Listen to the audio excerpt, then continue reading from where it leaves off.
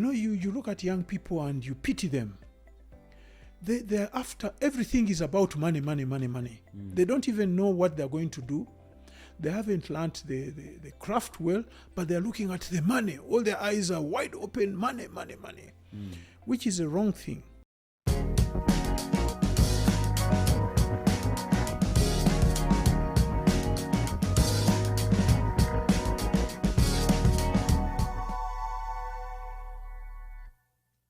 Hello, welcome to another episode of Alive with Simon Chris Makanga.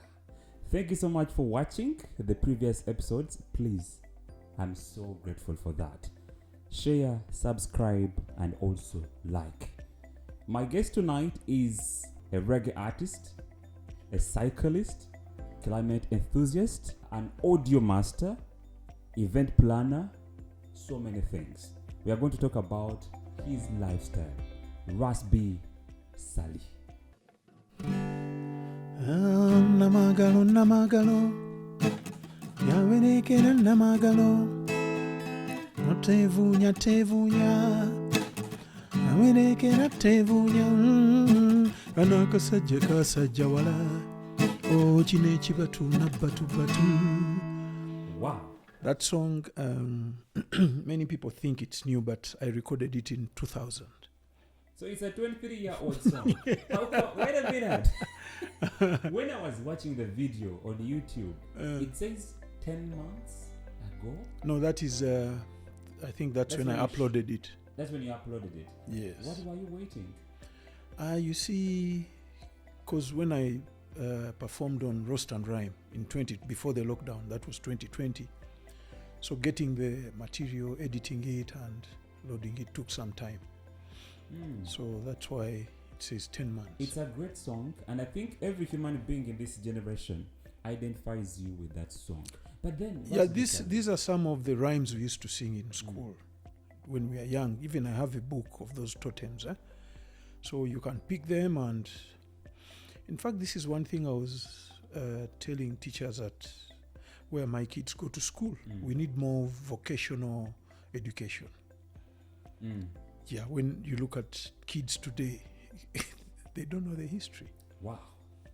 We're going to talk about so many great things, RAS B SSALI. But then I'm curious to understand, does every Rastafarian supposed to have dreadlocks?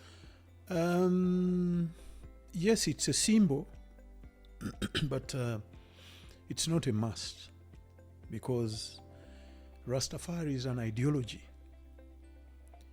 It's within you. I take it as a culture. Culture. Yes. It's part of we Africans. Just that when you look at history, history was distorted by colonialism. When colonialism invaded, it destroyed our culture.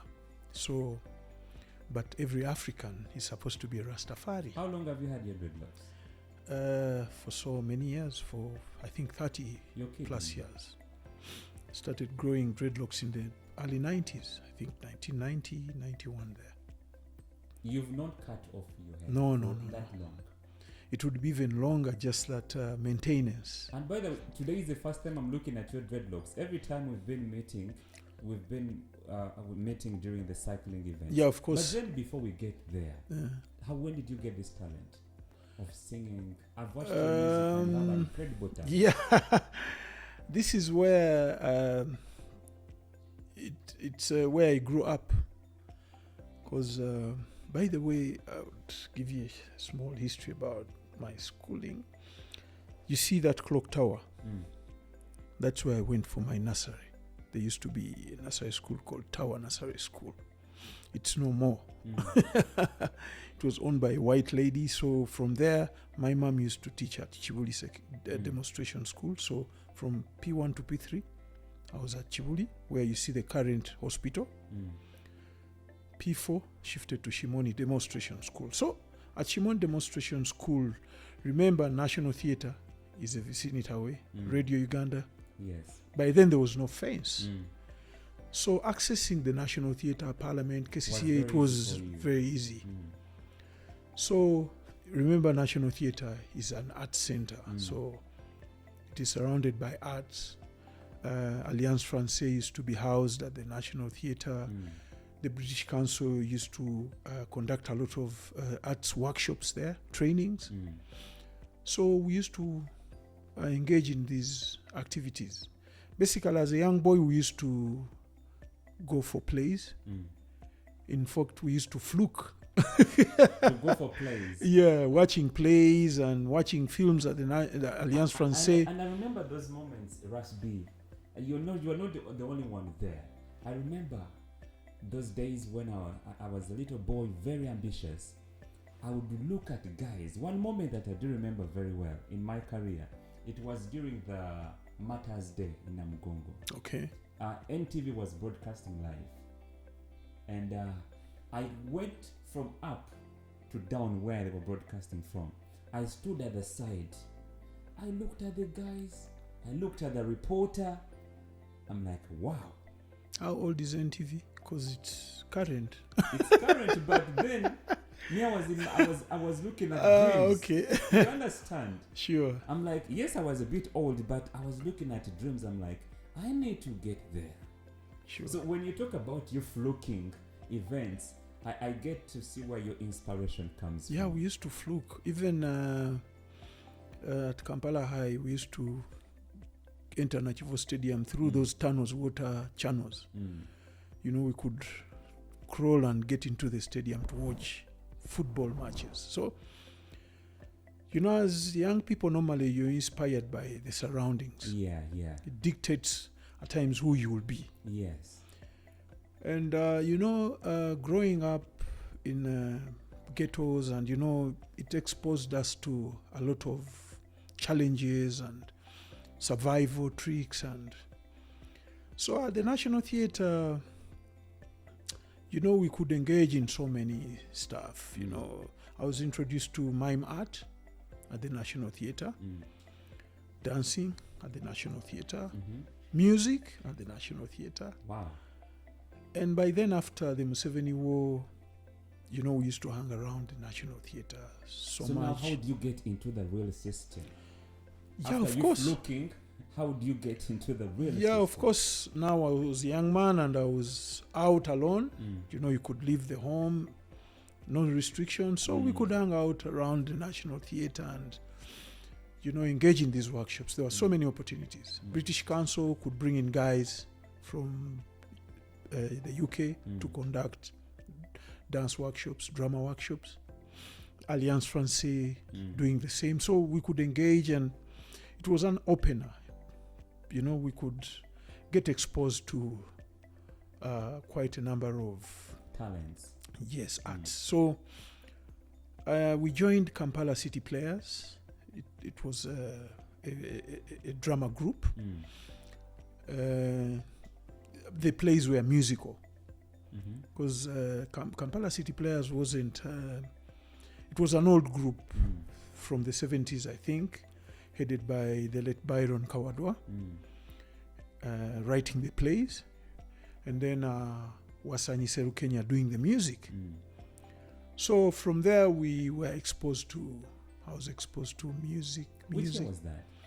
That was around 87, 88, 89. Shortly after the war. Yes. Okay. And yeah, that's how I was introduced to this. Your very first time on stage. I remember my very first time on the microphone. Your very first time to sing public. How was it? Basically, I don't remember, but how could you forget so that many, moment? so many years. I'm not good at remembering. You know. Why not nervous? Of course, even now when I'm on stage, I'm nervous. You're kidding me. Yes. So which song did you play then? There were many songs which featured in Makulaga Kulabako Se Olimba Lwa Wankoko. But one I even sing now is Omumbeja. Omumbeja. Yes. Your very first song on stage? No. Or one of the songs? One of the songs. But by then it wasn't me singing because I wasn't so good at song. But I was part of the play, so we could sing as a group. Okay. But we had people who were leading. But up to now, I remember the song. It's in my head. Bring it on. sebo mumbeja nga tweyanziza tweyanze sebo mumbeja mumbeja nga tweyanziza tweyanze sebo bawandikwata ku mwana w'omukulu onekkula aliba muwendule waliwo obugambo bunnyumira akambalo jere obugambo bunnyumira akambatende omukazi nga yagatta kwana omulenzi we soka nekuba pawuda mbwa mulungi ye akawoowo kaddigini ako nakayiye kumi okuzama gwe muwala nanye you know. This was a song about Omumbeja, a princess, you know, and it was describing the beauty. When you relate it to the day-to-day life, that is what women go through to look nice. They use nice perfumes, their dressing, you know, the way they walk, they present themselves, you know. That is basically what the song describes. So when you joined that Kampala city players, did you join to make money or to be famous? No, us it was a passion. Yes, mainly me. Basically, my life, in fact, when I sit back and I'm like, if it was for the money, maybe I would be very rich. But most of the things I do is not about money. It's about passion. That is how we grew up. But now, that brings me to understand. You have been around RAS B SSALI.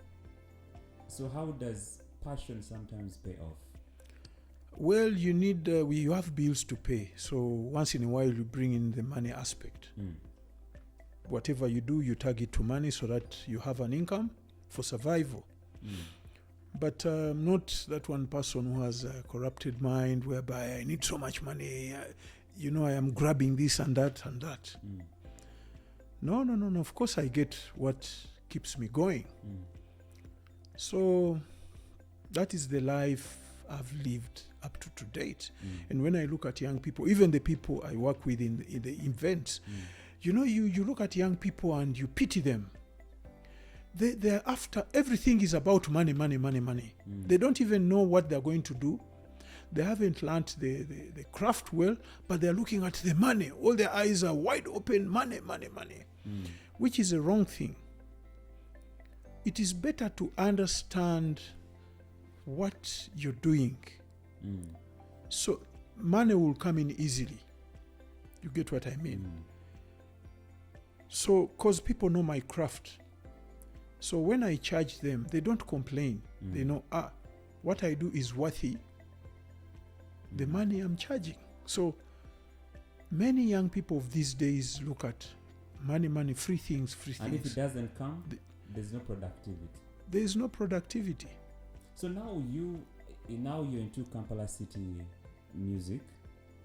By then I was in Kampala City Players.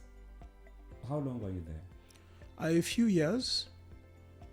Because me, I was a young man by then, and most of the people were older people who were there before. So they were reviving the group. So when you're reviving a group, of course, you need young people. And you get those young people to get into the character, those older characters. So, but I had my ambitions of taking on the drama, the music, the dance. So after getting all this craft, the miming, so we formed up a group, Mime Troupe International. Yes, with Sam Okello. You know Sam Okello. Was with Ndele, then he left. I think he's pursuing his own stuff. Sam Okello. In that group were with Patrick Muyonjo, Bernard Birungi, Solomon Ibona. So we had a mime troupe after learning mime from a French actor. So we started performing mime around schools, in theaters, Pride Theater. We went to Benon Chibuka, and you know, he couldn't understand what we were doing. We told him we act mime. What is mime?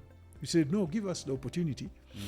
He gave us the theater, Pride Theater, and on top of that, he gave us some money to print some posters, and we told him we are inviting the French ambassador. Wow. So he couldn't believe. So Aloysius Matovu, Kakande, Andrew Benon Chibuka, so they were like, okay. He was an open-minded person. So he gave us the opportunity. And I hadn't just known Andrew Benon Chibuka. He was my teacher, English teacher at Kampala High. So I knew him way. So when I told him, you're my teacher, and he told him, oh, by then he was a student teacher. I told him, do you know that you taught me English at Kampala High? He was surprised. So we are together now in the arts. So we brought on our mime, we acted, and they were surprised. But as young people, which songs were you miming then? We are not miming songs. Mime is an art.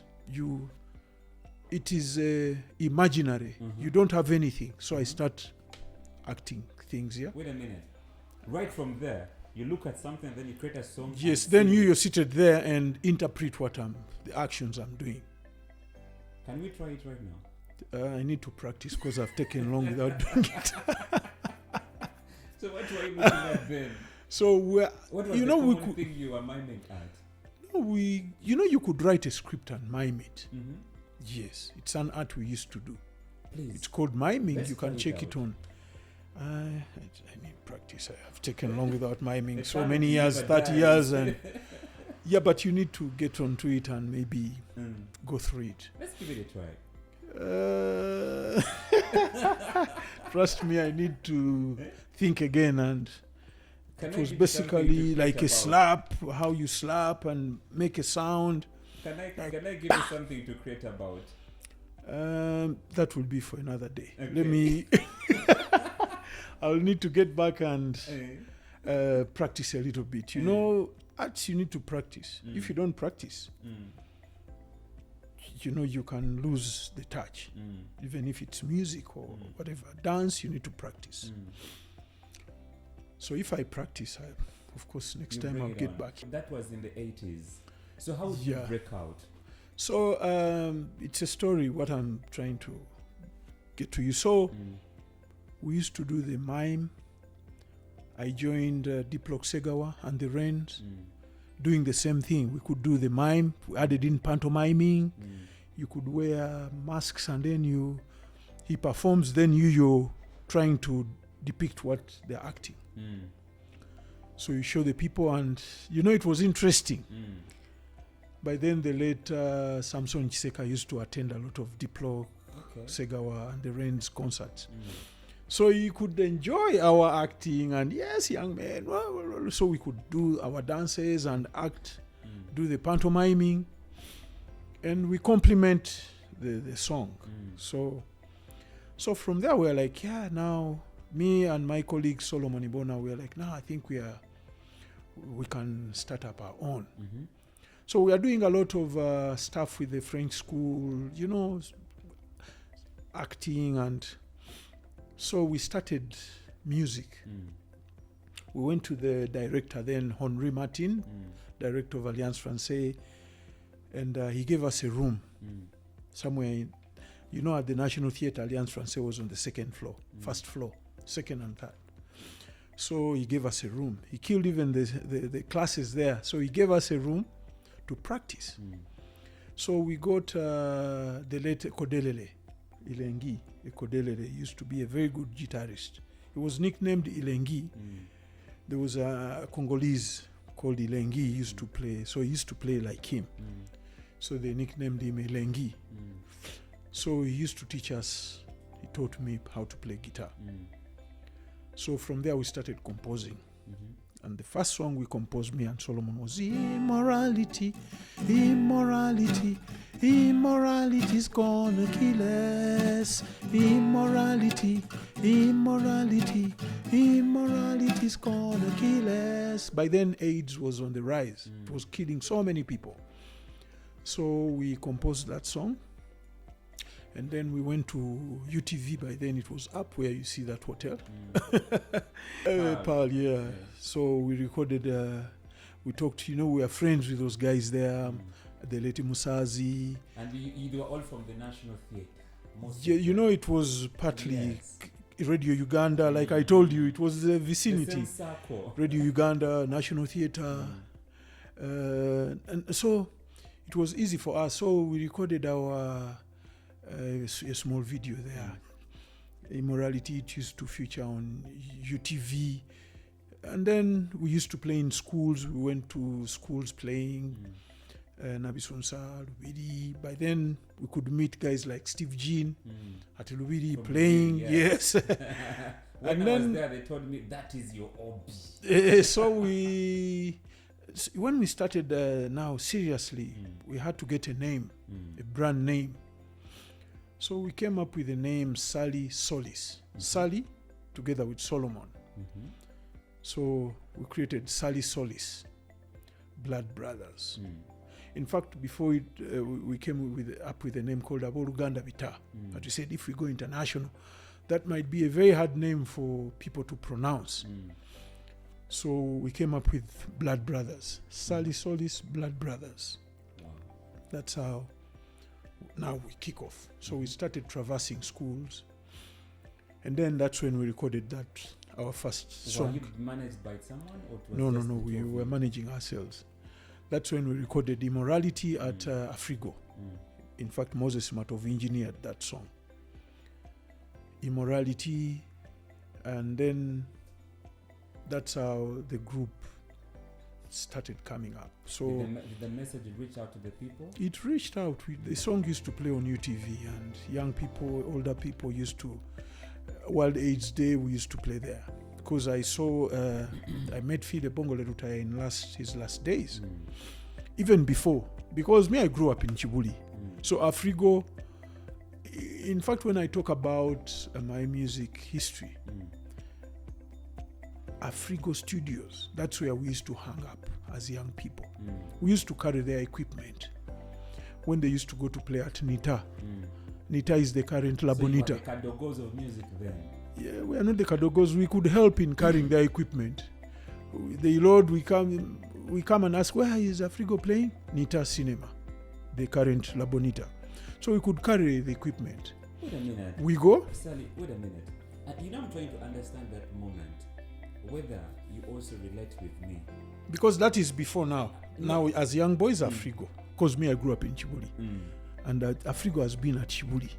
You know what you're doing? It's something that many people do not understand. When you're driven by passion, you will do anything crazy. Yes. And most people will look at you like you're crazy. But for you, it's something you're doing with Yeah, one it was heart. passion. Like, I'm trying to read your mind when you're carrying those equipments. Were you doing them with an expectation? No. or- We were happy. You know, we That's what I'm used to talking love it. about. In fact, that is even before Yes. all this. By then, I was a boy. So we could we go on the truck, we go to Nita, we deliver the equipment. There was Chidukulu, somewhere near NSSF there. So whenever Afrigo was playing, we could carry the equipment, take it there, and then we walk back home. You see? Even the days of Gaba, Kalamatendo Gaba, we could go. And then in the evening, when they're going to play, the late Godfrey Mwambala could load us onto that stout. They used to have a pickup. All the kids would drive us to Gaba to enjoy, and then Limited could say, gwe Mwambala utuletedi wana abayaye. Mwambala njakukuba gweva ku baana abato gino gyemiti emito. These are the future musicians. So where I'm saying that I've grown up around arts Community. So that's how now recording our song at Afrigo, it wasn't a mistake because we've grown up With them. with Matovu. We call him Papa Moi. I know the family, I know the kids, we know we've grown up together. So which song did you record? And Immorality, we That recorded it at Afrigo. In fact, it was Moses Matovu engineered. So now we wanted it more live. So by then we had got in touch with Robert Segawa. So he used to play keyboards, but he wasn't available. So he introduced us to a young man called Mutumba. Joseph Mutumba is now, I think, the Dean of Students at St. Joseph's in Zambia. By then he was a young boy, senior 5. He came and played the keyboard. the late Lukomwa Grace, who used to play bass for Afrigo. He passed on in the States. He played the bass. Sabiti played the drums. So, you know, that's how we played Immorality, that very song I've sung for you here. So, from there, we carried on. We started seriously composing music and then playing in schools. And then kids used to be very happy. So, from there, we used to train, me and Solomon, my colleague, kids at École Française. École Française, you see where the current French embassy is. That's where the school used to be. It used to have wooden structures laid on those bricks, the 9-9.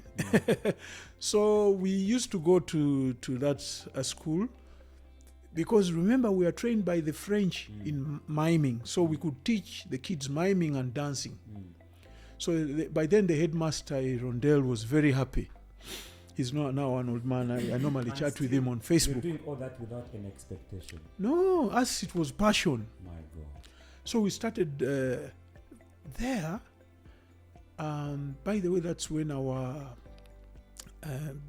career kicked off professionally. Because a parent got interested in what we do. We could go with our box guitar and play, teach the kids, and you know the parents were happy. So there was a parent called Almeida. He was the director of SGS. So Almeida was very happy. He said, you guys, how can I help you? We said, we want to record an album. We now have songs.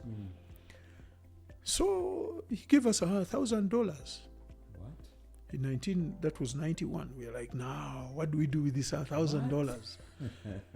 So by now we had a group of young people. We had me, Solomon, James Mwanga, the son to the late Eddie Wamala. He was playing guitar. So what did you do with the money? And I'm telling you. I'm telling you what we did with the money. So we had Data Marshals. He also passed on. We buried him in Koboko recently, playing the bass. Grace Dumba on the drums. Robert Segawa, William Bousami. So we were like, what do we do with the money? He said, let's get these guys.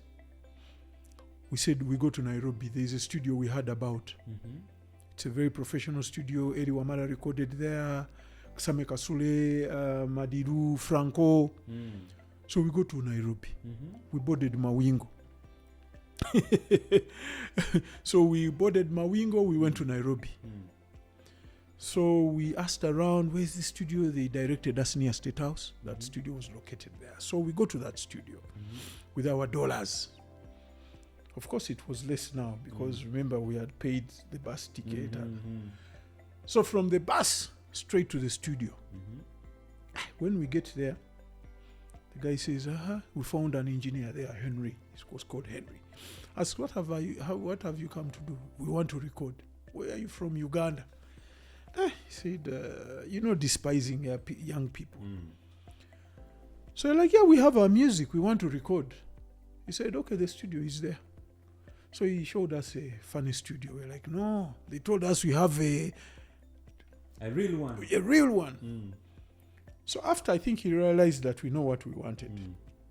So he took us to another big room. We're like, this is it. 48 analog mixer. We said, yes. So when he told us the cost of recording, we're like, oh my God. You froze. Yeah, it was a lot. And we're like, how are we going to do it? So we said, let's first go back. We're coming back tomorrow. So Solomon had a cousin bro who used to stay in Nairobi. So we went. He got us a hotel, so South B. So after the next day, we went back to the studio. Told him, now we are ready. We are going to play as a group. One take. So we start playing. So when he told us the cost, we were like, the only way we can cover the cost is to play song after song together, like you playing, like you start, you sit on the keyboard, guitar, then shoo. So that's what we did. We played 8 songs in 13 hours. What? Mixing, mastering, everything done. So we had our car transport money to bring us back to Uganda. So we came back with an album, an 8-track album. It had songs like Ndabyo Kwegairira Play it. by Mwanga.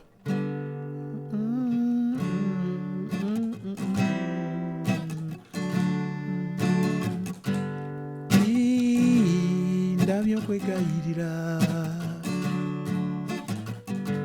atalina ndowoozaako ku mutima.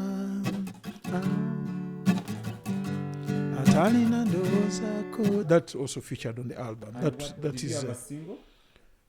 of course, I had lots of songs. Crazy. Get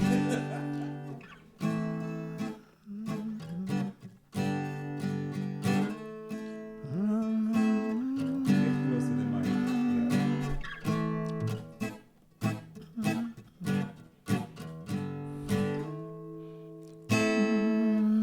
You know, some of these songs I need to remember. It's a long time.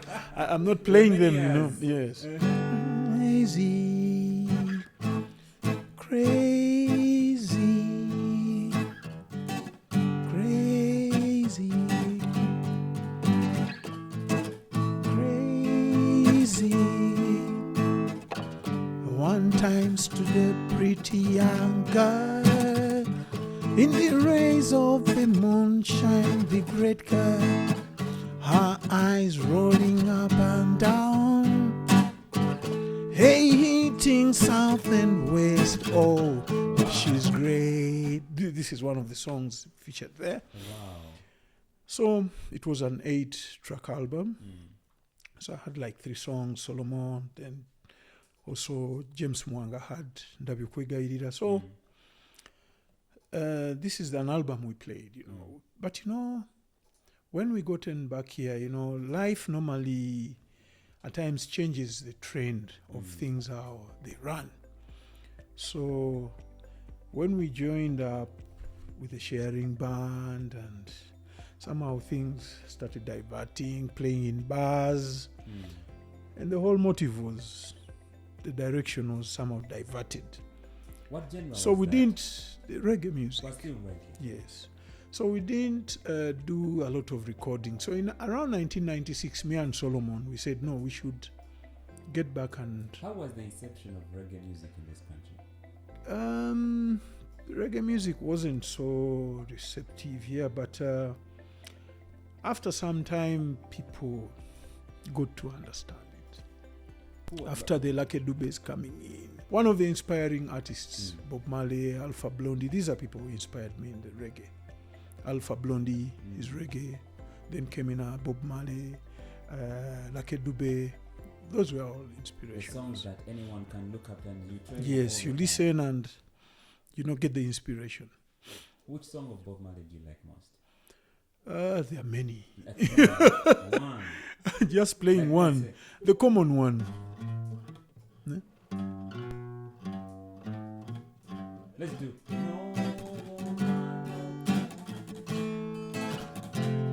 No woman,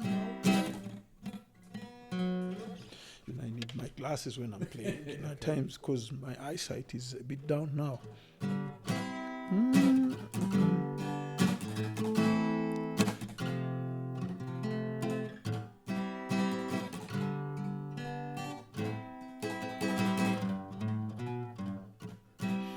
No woman, no cry. No woman, no crying. I remember when we used to sit in a government yard in Trench Town.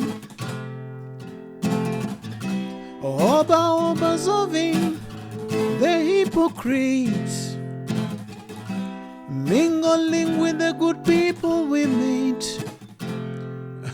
Wow. So we used to play most of these songs in clubs, bars.